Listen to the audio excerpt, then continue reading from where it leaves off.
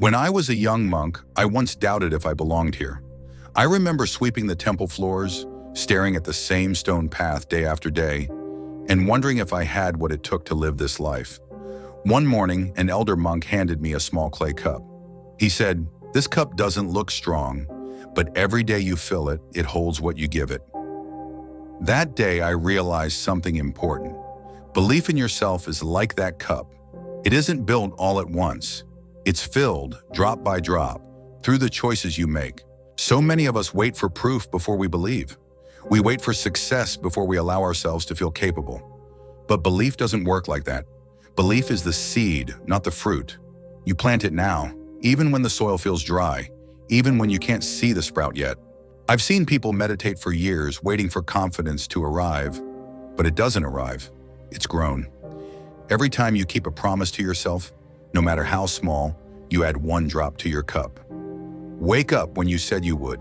Speak kindly to yourself when you're tempted to be harsh. Forgive yourself for the times you fall short, because you will, and that's okay. Once I failed at an important teaching. I stood before a group of young monks and forgot my words entirely. My mind went blank. I felt embarrassed, unworthy. That night I sat under this very tree and thought about giving up. But then I remembered, the tree doesn't question if it should grow after a storm bends its branches. It just keeps reaching for the sun. You and I, we are not so different from that tree. Here's the truth. Believing in yourself doesn't mean you'll never doubt again. It means you learn to see doubt as part of the path. You take the next step anyway. You trust that each day, each effort, each breath is adding something unseen inside you. And here's a practice I want you to try. Tomorrow morning, before you pick up your phone, before you think of what you lack, sit still for a moment. Place your hand on your heart and say quietly, "Today I will trust myself a little more."